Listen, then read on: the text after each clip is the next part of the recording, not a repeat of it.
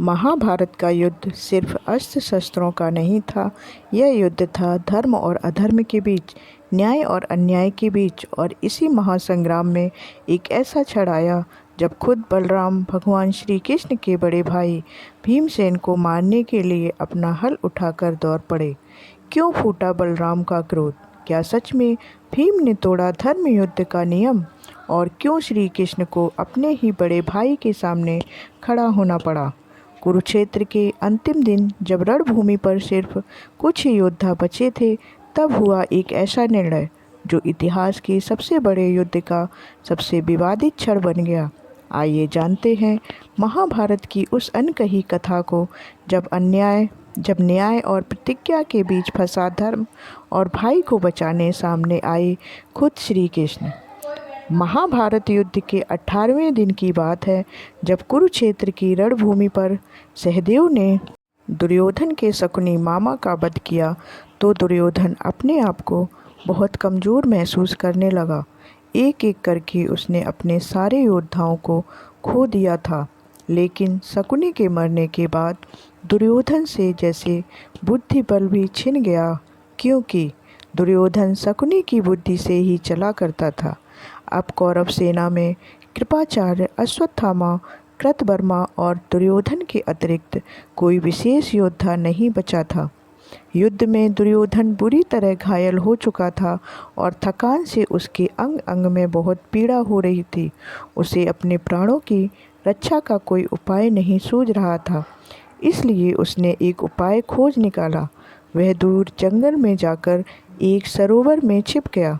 दुर्योधन को पानी बांध लेने की विधि आती थी, इसलिए उसने सरोवर के जल को शांत कर दिया, जिससे किसी को उसमें किसी के छिपे होने का आभास तक नहीं हुआ। लेकिन दुर्योधन के सरोवर में छिप जाने की बात कृतवर्मा, अश्वत्थामा और कृपाचार्य को पता थी। उन्होंने दुर्योधन को बाहर आकर युद्ध करने के लिए कहा, लेकिन दुर्योधन ने थके होने का बहाना बना लिया। दुर्योधन के सरोवर में छुपे होने की बात सरोवर के पास पानी पीने की इच्छा से आए कुछ शिकारियों को पता चल गई कि दुर्योधन सरोवर में छुपा हुआ है। उन शिकारियों ने धन के लालच में यह रहस्य पांडवों के शिविर में जाकर युधिष्ठिर को बता दिया। श्री कृष्ण के कहने पर युधिष्ठिर सहित सभी पांडव भाई सरोवर के तट पर पहुँचे। श्री कृष्ण का संकेत पाकर युधिष्ठिर ने हंसते हुए दुर्योधन से कहा, दुर्योधन, तुमने किस लिए पानी में यह अनुष्ठान आरंभ किया है? संपूर्ण क्षत्रियों तथा अपने कुल का संहार कराकर आज अपनी जान बचाने की इच्छा से तुम तालाब में छिपे बैठे हो। उठो और हम लोगों के साथ युद्ध करो। युधिष्ठिर के इसी तरह की और भी जली कटी बातें सुनकर दुर्योधन मौन नहीं रह सका। दुर्योधन ने जल में स्थित रहते हुए ही उत्तर दिया, मैं प्राणों के भय से भागकर नहीं आया हूँ। मेरे पास ना तो रथ है, ना धनुष बाण। मेरी सेना नष्ट हो चुकी है और मेरे अंगरक्षक भी मारे जा चुके हैं।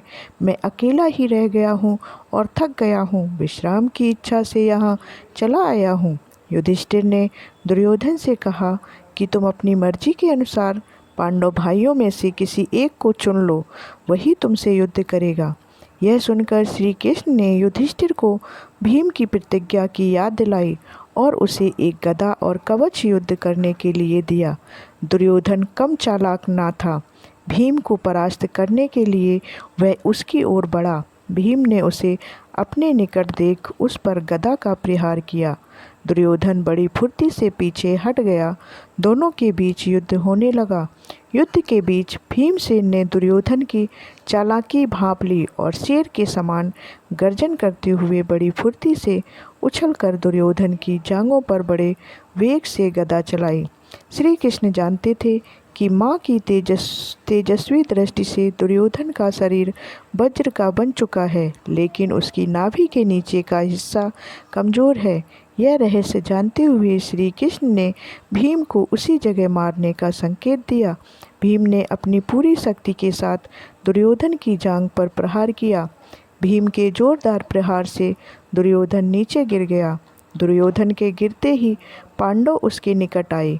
भीमसेन ने उसे अपशब्द कहते हुए अपने बाएं पैर से उसके मुकुट को ठुकराया और उसके मस्तक पर ठोकर मारी।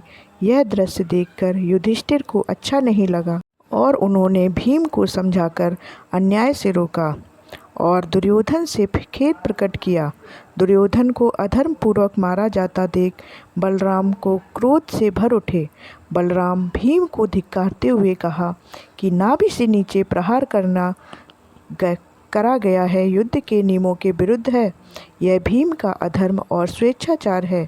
फिर वे अपना हल उठाकर भीम की ओर लपके। बड़े बलपूर्वक श्री कृष्ण ने उन्हें रोका और कौरवों के अधर्म आचरण का उदाहरण देते हुए कहा कि पापी और अधर्मी मनुष्य के लिए कई बार नियमों को तोड़ना पड़ता है। परंतु बलराम का समाधान नहीं हुआ और वे रोष में भरे रथ पर सवार होकर द्वारका चले गए। दुर्योधन का अंत निकट आ गया था। भीम के लगातार प्रहार से दुर्योधन के प्राण शरीर से निकलने लगे। दुर्योधन मरते मरते कह गया, मैं अपने सेवकों के सहित स्वर्ग लोक जाऊंगा, लेकिन तुम सभी पांडव भाई आत्मग्लानि से भरकर अपने मनोरथ को त्याग कर शोचनीय जीवन बिताओगे। दुर्योधन के अंत के साथ ही भीम की प्रतिज्ञा पूरी हो गई।